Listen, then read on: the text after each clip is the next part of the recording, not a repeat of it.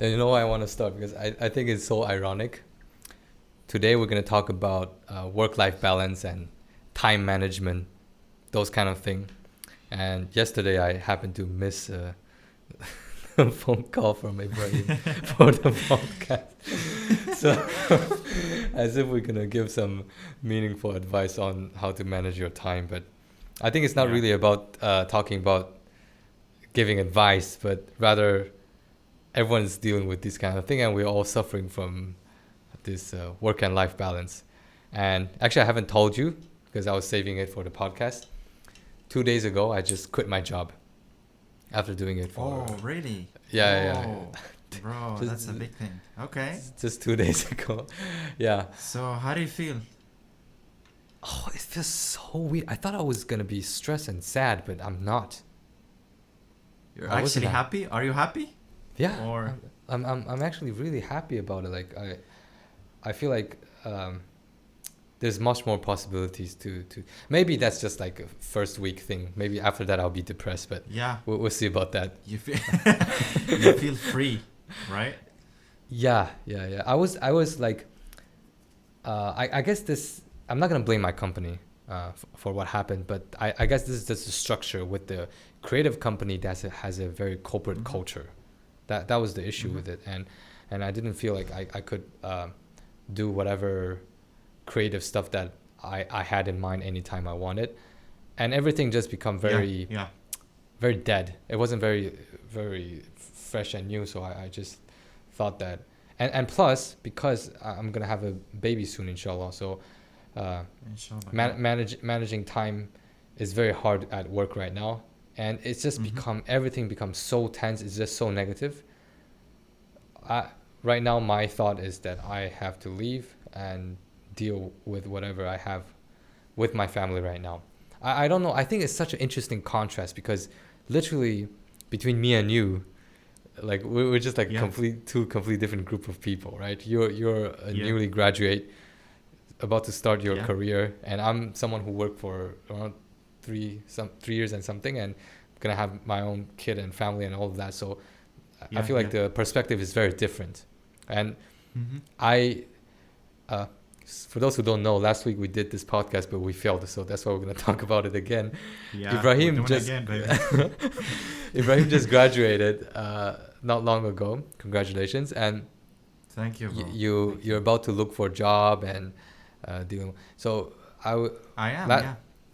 I was gonna ask you, how is your expectation that your life is gonna be when you actually start working? Do you have any expectation? Do you think it's gonna be like a student life or? Okay, okay. Um, that's a very good question, Kai. And I was talking with my brother yesterday about this, Uh, about this idea of like graduating and finding the job, and I was telling him, I was like, you know what? It's actually I'm really not that. I don't feel like I'm really excited to get a job and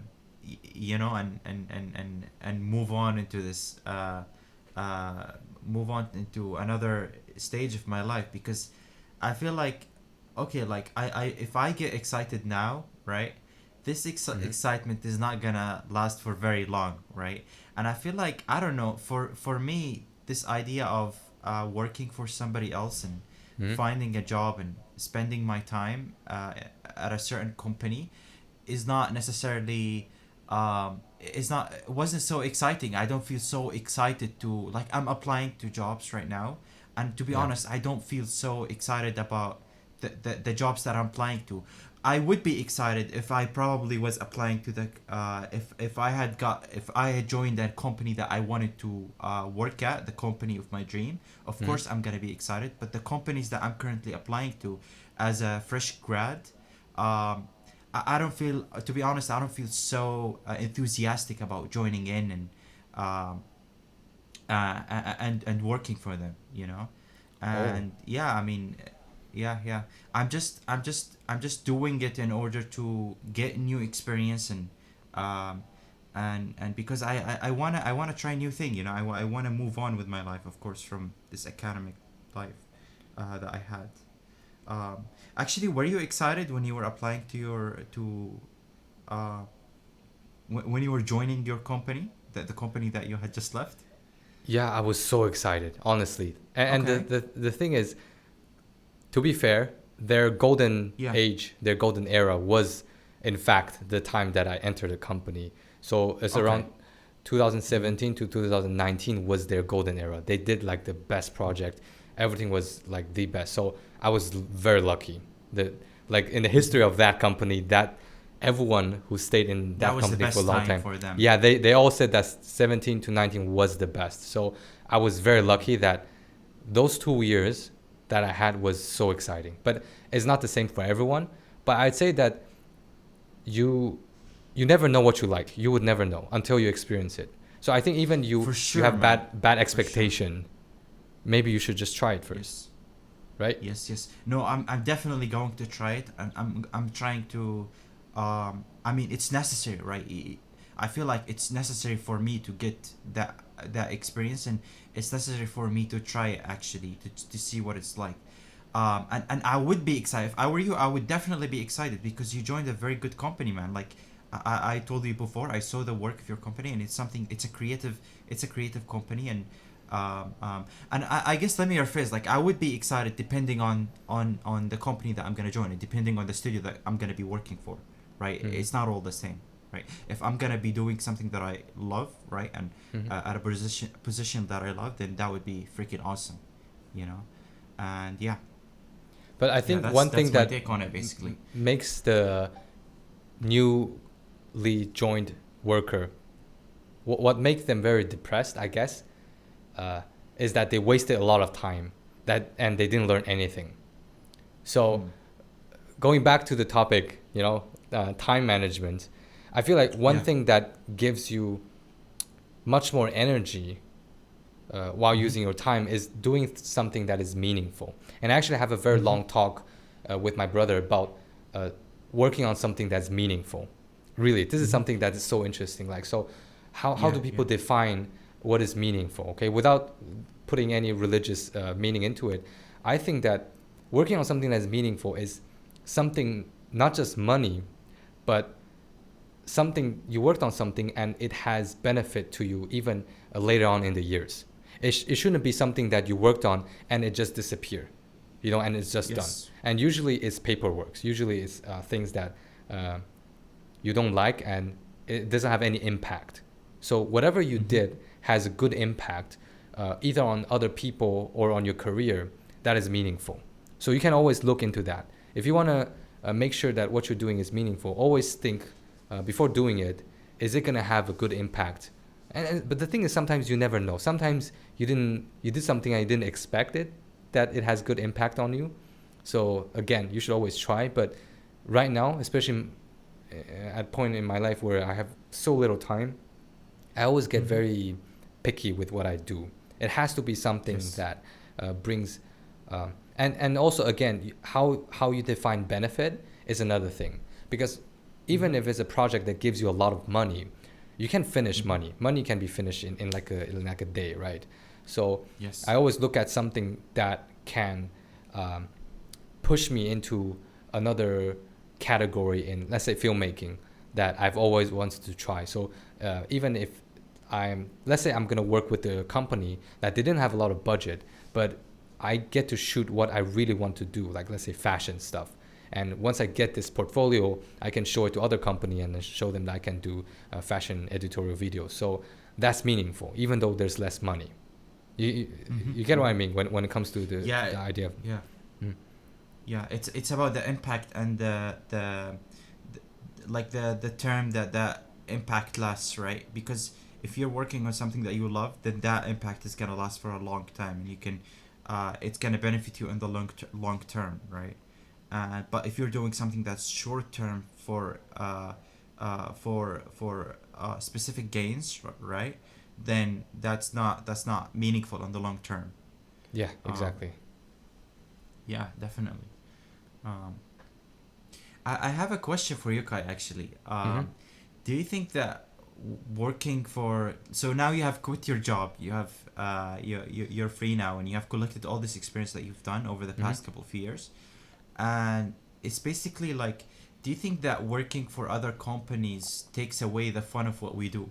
Like, okay, like you probably started out when you were in school, you were taking photos, shooting, making films, and doing commercials the way that you want, right?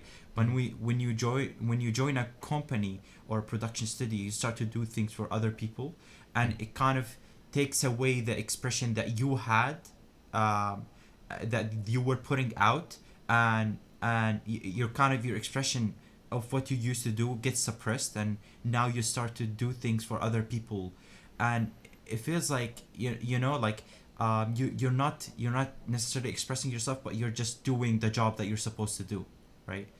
And do you think that like working for other companies have done that for you? It took away the fun of what you do, or has it kept it in a way? uh, I think it's so good that you thought of this before you even start working, because this yeah, is yeah. actually something that really bothers a lot of creatives and artists after working for a couple of years. So the thing is, I'd say that really look at the vision of that company before anything else, Mm-hmm. because the Mm-hmm. vision is what they stand for, and you shouldn't. Again, this is just my thought. It doesn't mean that you have to make any choice based on this, but a lot of company, they exist just to make money. You should watch Simon Sinek as a guy. I don't know if you heard of him. I know about him. Yeah, yeah, yeah. I know Yeah, about him. and Yeah. and he talked about this concept of golden circle. So you look at Mm-hmm. I don't really remember exactly the concept, but it's basically Okay. cut a company into like its purpose of existence. Okay, and the core of it, any company that's successful, they all know the reason why they even exist on the first place. They don't talk about the Mm-hmm. product. And he used Apple as an example, saying that Apple makes beautiful product, and then Yes. and then how they did it, and then why they did it, right? What, Mm-hmm. how, and why. I remember, if I remember correctly, it's Yes. what, how, why, and then uh, not all the company has that why, that says, Okay. uh, we believe that we can um, beat the status quo. We can make everyone be themselves, anything like that. And although it sounds so abstract and it sounds so cliche, that's actually a very important thing. So our Mm-hmm. company, at the beginning, that this guy, Mm-hmm. when the boss, when he created the company, he believed that he can make the creative industry in Taiwan a better place. He actually believed that, Okay. and I Yeah. believe him. I believe that he did believed in that, but that was a couple of years ago. Now Mm-hmm. that he Mm-hmm. started to have some fame, he started to make some money. I feel like he lost the purpose that he had at the beginning, and I think it's pretty obvious. I'd argue that it's very obvious, and that's why the vision that we have kind of just like he lost his purpose, and I wanted to do what he wanted to do, but he lost it himself. So he didn't bring in any projects that is meaningful to all of us. Mm-hmm. All of actually not just me. A lot of our colleagues are thinking of quitting as well. So really look at, and back to your question, really look at what this company's vision is. If they just exist to make money, yes, you can go learn some technical aspect of the industry. You can learn the technical side of things. Mm-hmm. But Mm-hmm. if you want to Mm-hmm. stay long and really learn something that's more like inspiring, and have a different perspective on the Yeah. Yeah. industry, and plus, if you want to be happy, because whenever you hang out with people who has the same worldview and vision, you feel better, because it's like your Yes. little environment. So Definitely. Yeah. really look at and especially if you're going to work, I know that you intern in Al Jazeera. If you work in companies Yeah. that are famous, you can look for the interviews of the owner, because they always talk in interviews, and then you can just listen to what kind of person he is, and maybe Yeah. sometimes they fake it, but I think this really affect whether or not you want to stay in the company, because if the vision is wrong, you're going to feel that they suck the soul out of you, and they just and you will never feel the money is enough, because in Mm-hmm. order to Mm-hmm. feel fulfilled at the job is you have to make enough money, and then you have to feel like you learned something, you fulfilled something. If the fulfillment is very low, then the money has to be way way higher, which is rarely the case. Usually it's like equal. So yeah, I think you should really look at the purpose of that company. Yeah, it's all about whether you believe in what the company, of the mission of the company, or you don't, you know.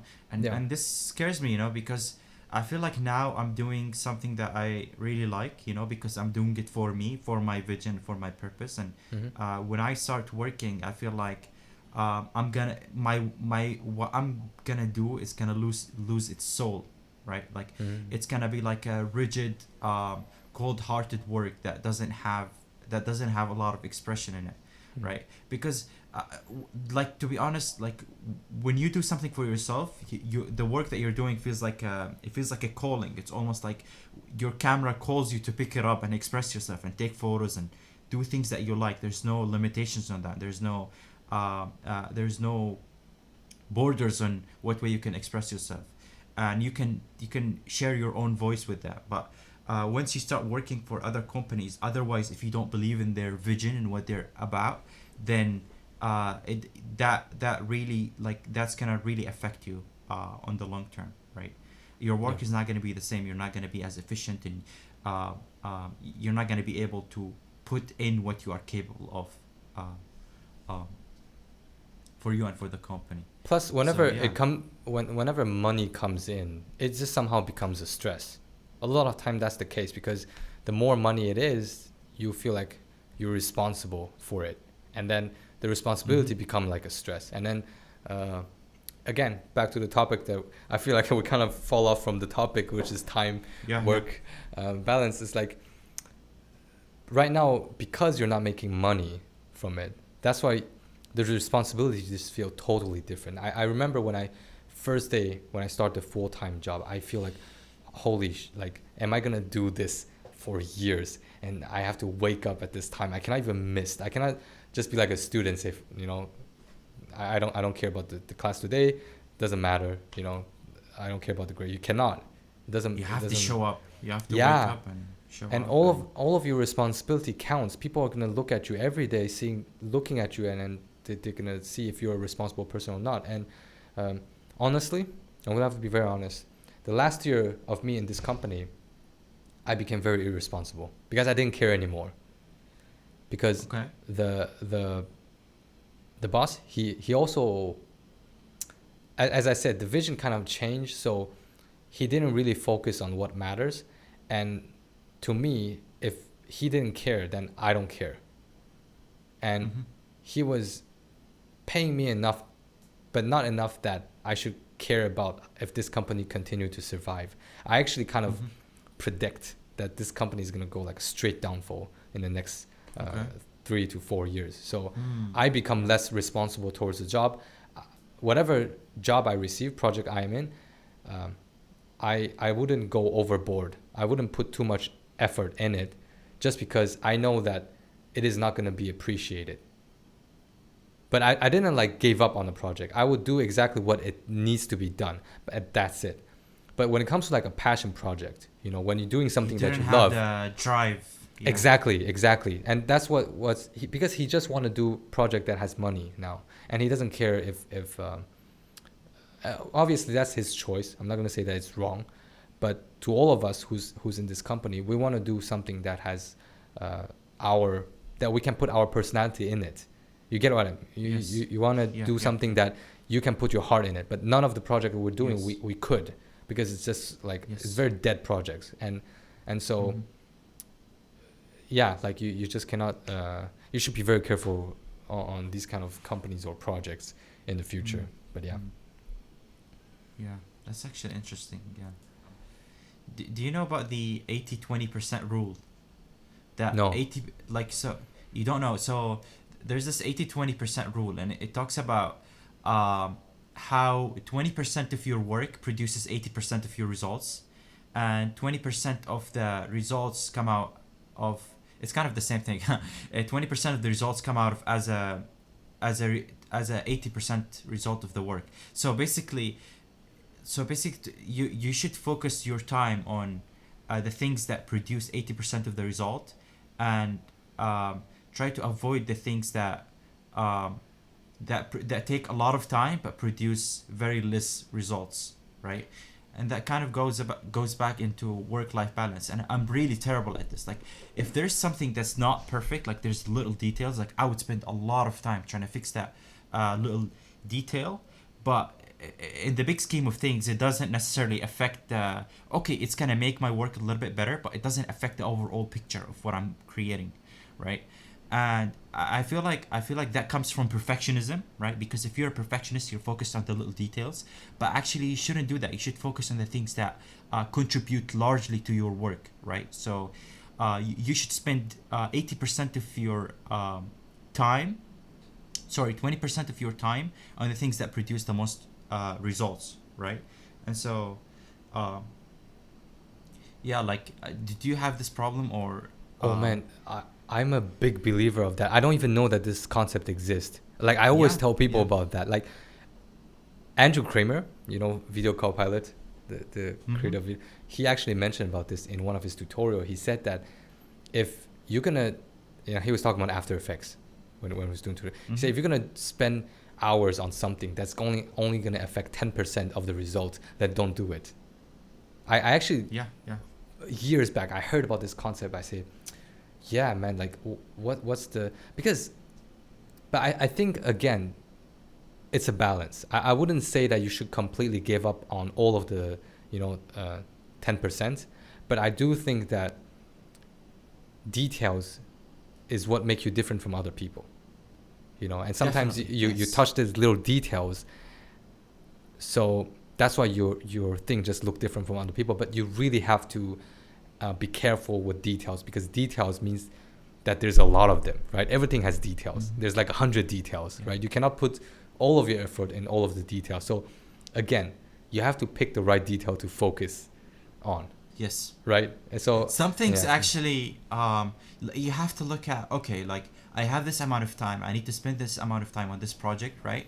Mhm. And is this time worth the overall, it's all about balance. Is this time worth the outcome, right? If I'm Yes, gonna yes, spend yes. 10 hours on something very small, that's gonna raise the quality of my work just a tiny bit, then, and if I cannot afford that amount of time, then probably not, right? Like, but if you can afford that amount of time and you have the time, then go for it by no means, right? But it's all about finding this balance, and it's all about funneling your time for the most amount of results that you can, most amount of outcome that you can gain from a certain work, right? I think that's I think such an interesting that's, concept. yeah, I think like yeah. I do tend to believe that a bit more than Mm-hmm. perfectionism. I wouldn't, because Gary Vee kind of affected my idea of perfectionism, because he said that Yes, it kind of, it's subjective. yeah, it's subjective, and it delays a lot of things when you keep believing Mm-hmm. that you're perfect. It kind of just Yeah, makes you yeah, don't want to put out the work because you think it's not yeah, perfect, right? And plus art is like a experimental process, and it yes, kind of never ends, right? And in a way, yes. there will never be like a perfect artwork. You can just always Mhm. add things on it. So yeah. Yeah, I was gonna say, I heard like Christo say, like it's way better to produce 10 pieces of work than one perfect piece of work. Like, um, Yeah, Casey Neistat yeah. actually said that also. Just very recently, I saw his Okay. video. He Yeah. said like 10 okay work is better than one perfect work. Yeah. Yeah. It's kind of subjective. I don't know if it's And 100% true.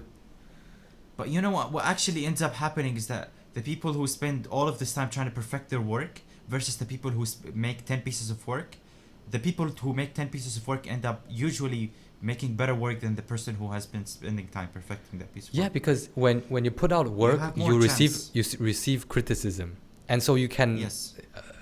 improve it much faster, right? Mm-hmm. Because you spend years Yeah. putting out one work, and you think it's perfect, but you get only that amount of criticism per output, right? But let's say you put out Yeah. 10, then more people see, and a lot of time these people get more famous because Mm-hmm. they appear more, right? Yeah. Their stuff appear more. Yeah.